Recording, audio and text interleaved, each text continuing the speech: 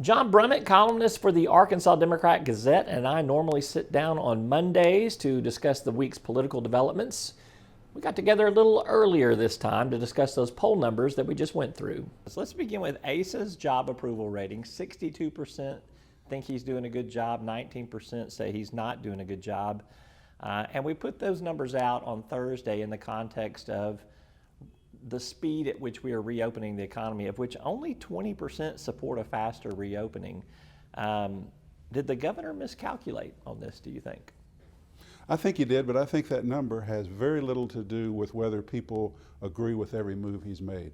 I think they have to do with the general confidence we have in him and in the governorship and in his visibility. Whether you agree with every move he's made, you think probably pretty good he's there rather than maybe some other people. He's responsible, he seems pragmatic, and he's showing us every day with his health director that he's working hard at it and he's trying to do responsible things. That doesn't mean you agree with all the moves that he's made. That's what that's all about. I think some of your other numbers suggest that people don't think people are working at it sincerely, which perhaps we'll get to. We will. But I think that's what's happening. It is interesting. Your poll was mostly the texts and the responses were one day, which was Wednesday? Tuesday. Tuesday. Yeah, a little bit of bleed over in Wednesday. Wednesday is when he said boy, we're deep into the forest, but we're going to phase 2. Essentially is what he's saying. Like the viruses are up, but we're going to phase 2. I think if you polled that specific question today, you would find most people saying that's a mistake. Because it's based on what we may get to. I agree with you, and the feedback that I got initially was that's a mistake from a lot of people. But here's what I think the poll would show. Do you trust the job he's doing, or do you have a good opinion of him? Yeah. Still. What about this? No, I don't agree with that. We ought to go slower. The fact of the matter is, this state and every state is making essentially the same decision. We got to get out, because if we keep people in, there's going to be civil unrest, the economy's going to die. Yeah. And so we got to rationalize whatever numbers we have. The trouble is, ours in Northwest Arkansas are some of the hardest to rationalize away in the United States right now. Let's move to some Trump and Cotton job approval numbers, where we see Governor Hutchinson doing very well, 62 to 19%. We see quite the opposite on President Trump and Tom Cotton in Arkansas, as we mentioned earlier. In the program, Trump, 46% approve of the job he's doing here in Arkansans approve, 50% disapprove. Tom Cotton, 44 approve, 47 disapprove. Are you surprised by those numbers? Yes, I am. I mean, I just have embraced the fate for my state right now that we'll be the last place to turn against Trump, that we are Trumpville. Us in West Virginia and maybe 2 or 3 of the ones maybe out Alabama. West. And then maybe your Idaho or your Wyoming or something. I just thought and I didn't think there was much he could do after all this time that would turn these numbers upside down. You've got I think, national news here. In one of the reddest states in the country, Trump has a higher disapproval than approval. I think it's because of the general situation. It's generally hard to maintain popularity at the top of the political system if things are as troubled as they are. Mm-hmm. So there's some of that. But I think beyond that, Asa Hutchinson is still doing okay. Trump is not doing okay. Cotton is not doing okay. I think the people are seeing some irresponsibility. They're seeing some behavior they don't approve of, and they're not inclined to put up with it if the economy's not good and if there are real urgent problems that they don't see him addressing in a responsible way. And then along comes Cotton, who is apparently thrown in his lot with Trump. And he's got similar numbers.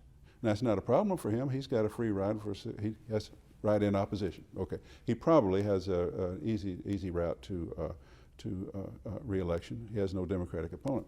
So he can weather this kind of situation right now. But that's what's happening. And this, Tom Cotton's controversy, advising Trump about militarizing, about putting the military in the streets, invoking the Insurrection Act, and then writing that piece in the New York Times that the New York Times had to fire a guy for running. I think all that plays into just, in this environment, people are less inclined to put up with that kind of thing than they are right now. These may be aberrant numbers based on two things, based on the fact that we have rioting in the streets and a pandemic. Yeah. Yeah, could be. I think, too, the other interesting takeaway for me on those numbers is the independent vote, the shift. For really the better part of the last decade, we've seen independents align with the GOP, particularly the national GOP brand, 2-1, 3-1, 4-1 in Arkansas. Here, Trump is upside down 15 points with independent voters. Tom Cotton upside down 12 points with independent voters. I don't sense that this is a permanent shift in independence, but it is definitely they're voicing their displeasure. Would you agree? Yes, and I think your party identification crosstabs are sound. They sound like the Arkansas that I know. But 37% now say Republican. That's the most. Yeah. 30% Democratic. Jared Henderson got 30%. I mean, there's 30% Democratic. 23, 24. 23, 24 independent. Now, what has happened since 2010 and more to 12 and 14 and 16 is that 23, 24 independent was actually Republican. They were independents, but they were conservative independents, despairing of the Democratic Party and aligning with the Republicans to the point that it was like 65-35 when you throw in a vast majority of the independents. Fascinating in this poll that these independents no longer are saying that, at least right now. Right. What happens on that, though, I'm going to have to bring this up. We got a whole presidential race to run, and we've got a lot of political rhetoric to go through. Those kinds of people who will switch because they're not happy with the situation and they disapprove and they're not willing to put up with it, they're just as apt to go back if the Republicans scare them about the Democrats. And how might they scare them about the Democrats?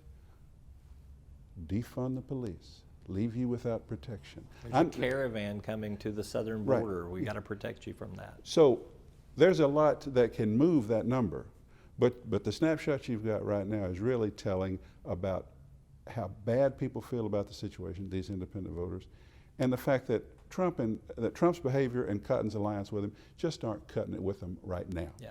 I sense it's a wake-up call is what it is. Lastly, Trump versus Biden head-to-head. We just put this down as a benchmark, something to come back to through the course of this campaign. Trump 47, Biden 45.